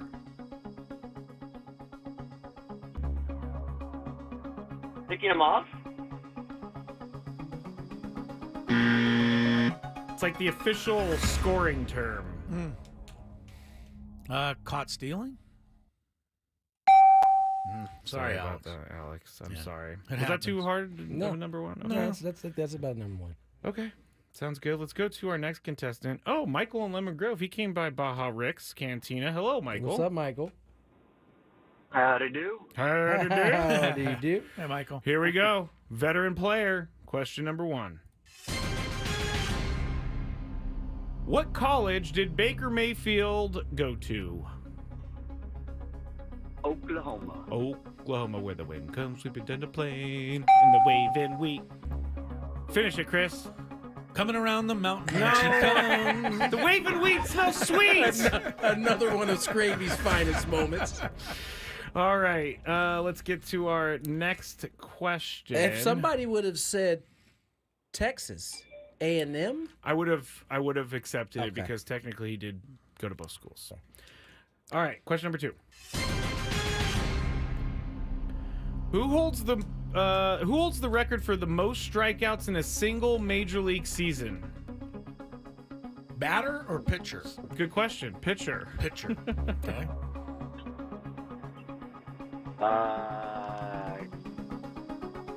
So it's Roger Clemens. Roger Clemens. the Rocket. Stay there, Michael. This record's not going to be touched, by the way. Nolan Ryan, I believe, 383. Woo! Really? Yeah. I don't see anybody getting close to that because nobody pitches more than 200 innings. You'd have to strike Michael. out every batter. Yeah, I mean, that's crazy. 383 strikeouts in one season. He beat Koufax by 1. Koufax had 382. That is ridiculous. That's nuts. Yeah. That is nuts. Yeah, it is. All right, let's go to our next contestant. We'll go to, Rod. Keeper of the chat. Hello, Rod. Mm-hmm. Yo. Okay. Hey, Rod. That's all right. Hello, welcome back. Thank you. Tony. Great to have you on the show. And first time I'm playing with Tony on the phone. Let's go. Let's do it. All right. All right. Here we Good go. deal, Rod. All right, Rod. Kirk Cousins is playing Thursday Night Football tonight. What college did he play at? Ooh, that's a tough one. Oh, that's a real good question. Let me hello that one because I don't know the answer, so I'm just gonna drag this one out. Wow. By shouting out the YouTube chat and all the great, wonderful Padres community. Love you all. But I don't know the answer. I love how you took your time and you did that. All right, Chris, You do got you to know? buzz him still. That's, yeah. You got to buzz him still. Oh, sorry. Tony sorry. wants a buzzer. Here we go. Sorry, All right. sorry. That's what you get for playing with Tony here, Rod. You get a buzzer. Michigan State was his Spartan. college. He's a Spartan, and he didn't really do anything. No, he did. Any great note I there. love you guys. Thank you. Hey, Rod, Thank thanks you, so Rod. much, though, man. Thank you, too. Thank you, too. I need to go home, everybody. I'm not even speaking clearly anymore. Thank you, too. All right, let's get to our next contestant, which will be Cameron in San Diego. Hello, Cameron. Hey, what's up, guys? Not Hi, too Cameron. much. Ready to go? Ready to go. Here we go. Who holds the record for the most major championships in golf? Tony's watching the game. What a play Lindor just made. Sorry to interrupt. No, it's okay. Cameron, who holds the record for the most major championships in golf? Jack Nicklaus. There you go. Jack Nicklaus is correct. Lindor hit a shot into the gap and tried to stretch it into a double and would have been out by 10 feet. Perkins made a easily. nice throw play. And he slid. Terrain dropped it, though. Yeah. As Lindor was sliding on his belly around the tag, quite an athletic play to start that game. Go ahead, Skraby. I don't know why Francisco Lindor's greatness bothers me so much. I don't know either. You know why? Because when he was 0 for the first 100 at-bats this year, you claimed that he was the worst player in the history of baseball. I don't know that I said that. And we told you to relax because it was early in the season. I don't know. Sounds like one of your panic moments there. I don't think I said that. All right, Cameron, here we go. Question number 2. Who was the first woman to dunk in a WNBA game? Boy. Oh, God. This is either Lisa Leslie or Rebecca Lobo. I'm going to go with Lisa Leslie. Lisa Leslie. Nice job. Nice work. Well done. I would have missed that. Really? I was going to go with Brittany Griner. I didn't know that Lisa Leslie did. Brittany Lisa Griner was the first to spark. Good job. I don't know why Brittany Griner. At the Forum. I don't know why. She did something too, though. She definitely dunked. It was just years later. Years later, okay.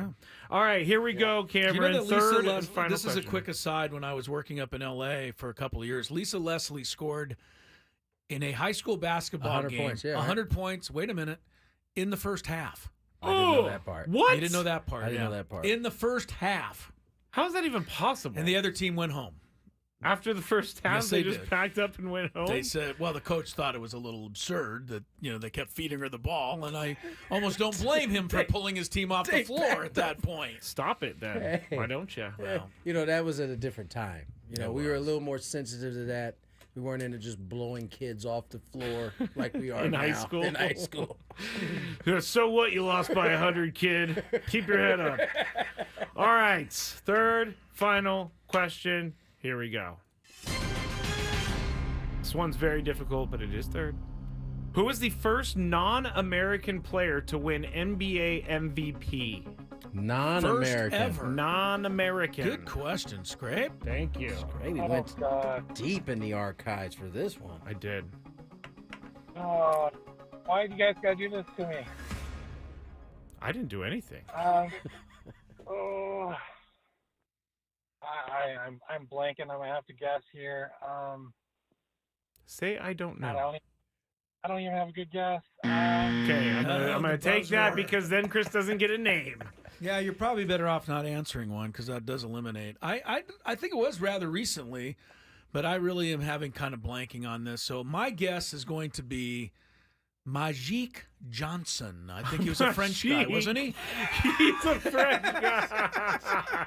Magic. Hey, I didn't catch it at first. I mean, either. I was like, Until he said Johnson, I was like, I don't remember no Magic. That is incorrect, Cameron. You're going to be upset with yourself when you hear this answer. Yes. I know I am because I didn't even really think it through. It's not new at all. It didn't come to me right away, and I this is just your didn't era, even too. worry about it. Who was it? Hakeem the Dream. Olajuwon. Yeah, the Hakeem was incredible. Nice. So that's right. Game over. Nice Good work. job, Game Cameron. over. Good nice job, job. Cameron. That's it for Christmas. Real quick Day. announcement. Padres-Dodgers related. The Dodgers will be flipping their starter. So Jack Flaherty is now no longer pitching game 1. He'll pitch game 2. Yoshinobu Yapamoto will pitch game 1. Who also faced the Padres in Korea. Yes, he did. He didn't have a good outing against them. Padres have hit him well in both outings. He had a better outing the second time around, but Padres have swung the bat well off of him. So there's that.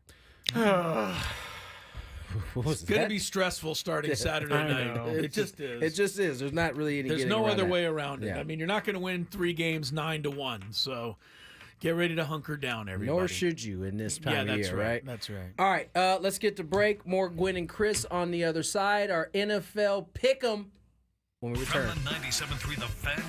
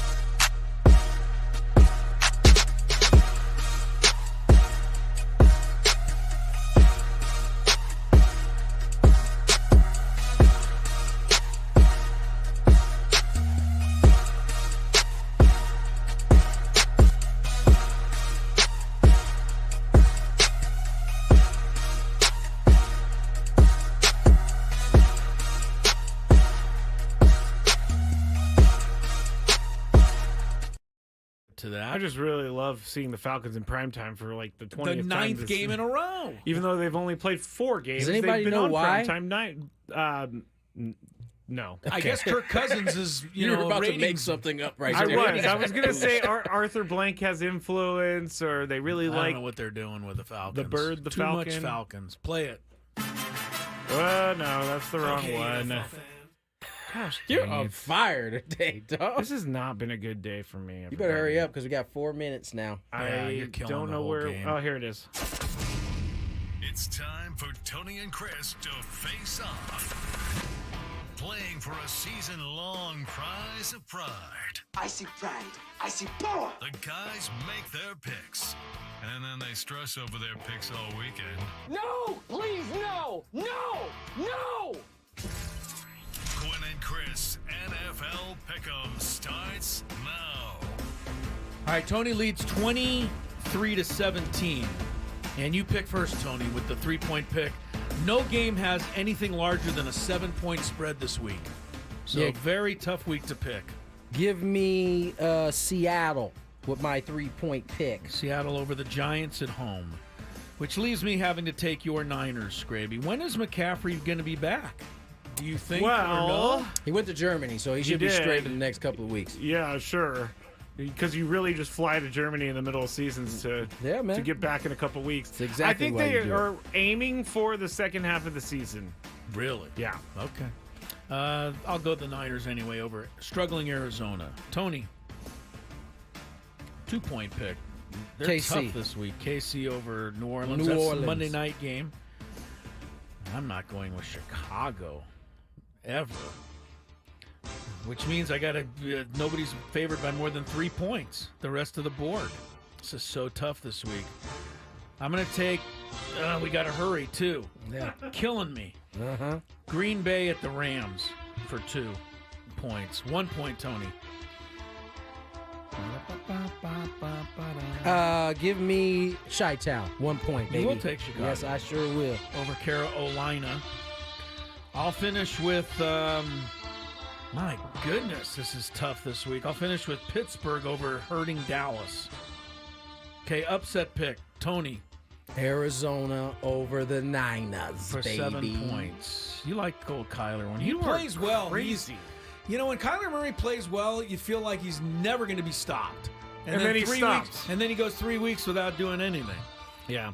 I'll take Carolina. I think they're going to go into Chicago and beat Caleb Williams and company for 4 points. Boom. All right, we'll see how that turns out. Mets What's and wrong Brewers. with you, Skraby? Does anybody else hear something in the studio? Over your pushing the wrong buttons and stuff, you mean? still hear Yes. No, it's so weird. I don't know. I'm going crazy, everybody. Yeah, you are. Thanks, Chris. All right, we got 4 hours tomorrow. We're hopefully going to have Mike Schultz. That's a Scheduled. better way to say it. Scheduled. Brewers are batting in the bottom of the first Scheduled. inning. No score. Game 3, the decider in the National League Wild Card Series. Padres, of course, moved on last night, taking out the Braves. And we got the Dodgers on Saturday. We got a whole day to talk about it tomorrow. Enjoy Thursday Night Football next. Again, the Falcons. Seems like Adam Klug made the NFL. We're not getting out now. No, at you guys 4:25. stretch. No, I have one more minute. Oh, 1 more minute. I can tell Chris is like inching towards that. I'm like, buddy. I can't say goodbye yet. Not yet. I think Adam Klug made the schedule for the primetime games this year. Yeah, Is he that made why it. Atlanta's on there again? Sunday night, Monday night, Thursday night. Yeah, they've been on a lot already. It seems like my buddy down the way, Ryan, and my where I live, he's a big Tampa Bay fan, so he'll be geeked up for the game The Bucks tonight. look good. So far, They do. They so looked that good last week. Did they win? 2 weeks ago. No, They 2 got weeks ago, hammered by yes. Denver. 2 weeks ago, yeah. They The beat the NFL Eagles season, last the week. NFL season's been a little, scrambly this year. Scrambly, Who yes. they beat last week? The Eagles. Yeah, It was they a whipped the Eagles without last week. Devontae Oh, that's right. Smith They and did have A.J. a big. Brown. Yeah, that's right. That's right. Yeah. Baker Mayfield playing well. But it's been difficult to pick games this year in the NFL. It really has. It has. There it is. Ah, the comfort blanket. The outro music. And now you get the outro and you're not doing anything. Well, now I like to take my time. Hear the music. Thank my friend Tony Gwynn Jr. Welcome back, Christopher. All right, thank you, Skraby. Football next. We'll see you tomorrow at 2 on Gwynn and Chris 97.3 The Fan.